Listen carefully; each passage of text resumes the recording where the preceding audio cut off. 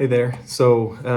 Nearly everyone that I talk to that I've informed that I'm dropping divorce from my practice, they almost all ask why.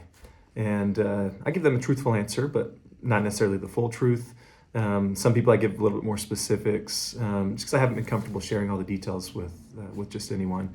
But at this point, I'd like to, and I'm comfortable doing it. So not too long ago, then I was dealing with some personal struggles. Honestly, I don't remember specifically what they are, but I needed some direction. I needed some help. So I put myself into some pretty intense prayer. And I don't mean intense like beating myself or doing anything weird, but just praying. And I was really kind of just searching for some help and for some answers and some direction. Not looking for anything about my work necessarily, as far as a change to the practice areas or anything like that. But ultimately, that's kind of what happened. So while I was praying, then had a surprisingly clear answer. Open the Bible and read from the Bible. I'm like, okay, I don't want to just open it up to a page like you hear some stories about. So. And then just expect some answer that will help me. So I kind of asked, like, well, where should I read? So I was told, just open it up to where you last read.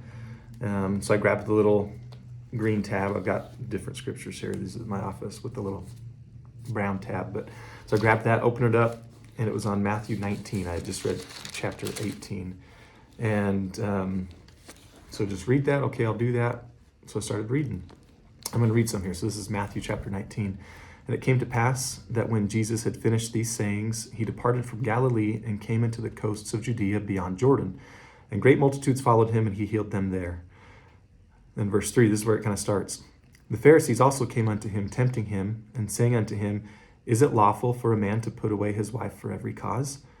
And he answered and said unto them, Have you not read that he which made them at the beginning made them male and female, and said, For this cause shall a man leave father and mother, and shall cleave to his wife, and they twain shall be one flesh? Wherefore they are no more twain, but one flesh. What therefore God hath joined together, let no man put asunder. So when I read that, it was a very clear impression that came to me that was, I should stop doing divorces. Stop representing individuals through divorce. But then I thought, like, well, what should I do then? Because I've been doing divorce work for 10 years and I'm good at it. And I help my clients to improve their situation despite the family conflict, and to try to see in themselves ways that they can do better and make improvements and take control themselves. And then help people through it. So I kind of thought, well, geez, that's kind of a big deal. But it was a clear impression. So then the thought was, just keep reading. So I kept reading, and the next several verses were a continuation of that, where they ask him, why did Moses then give commandment to give a writing of divorcement and to put her away? And so he answered and said, look, it's because your wicked hearts and things like that. So he continues to talk about this divorce and marriage. And as I kept reading, then verse 13, so kind of the next section after he was talking about marriage and divorce, says, Then there were brought unto him little children, that he should put his hands on them and pray. And the disciples rebuked them. But Jesus said, Suffer little children, and forbid them not to come unto me, for of such is the kingdom of heaven. And he laid his hands on them and departed thence. So when I read that, then the clear impression came to me. Focus on the children, and that my practice should be just exclusively child-focused. So I thought, well, that's kind of what I already do. My divorce work for the last couple of years, primarily I've had that focus of taking cases, with certain exceptions if there's some domestic violence, but the majority of them were child-related. Child custody was an aspect of the divorce. So I thought, well, that's already what I do. But again, kind of the conversation, really, the impression was, no more divorce at all. You're not going to represent, I don't want you to represent someone who's going through divorce.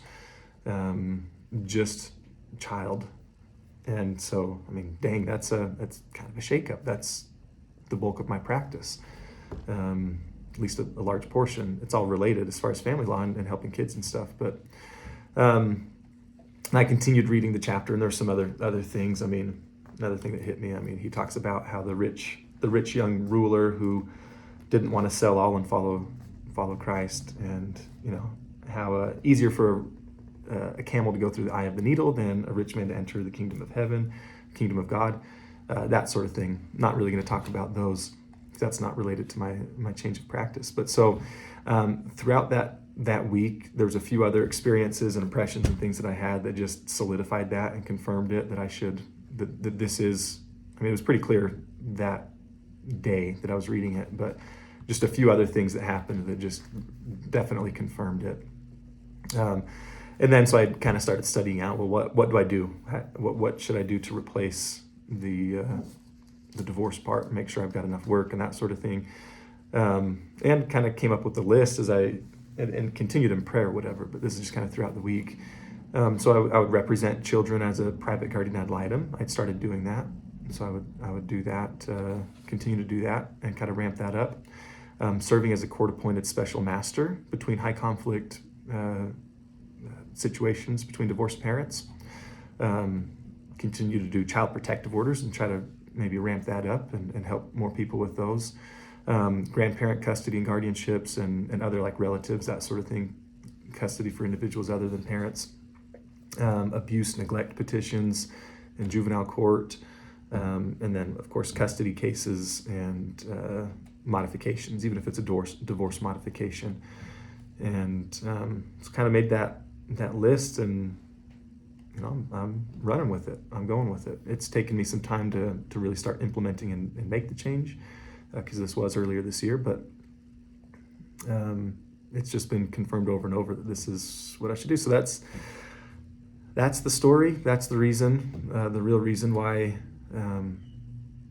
I'm dropping divorce from my practice. I'm phasing it out. And Southern Utah divorce law is now Southern Utah child custody and abuse law.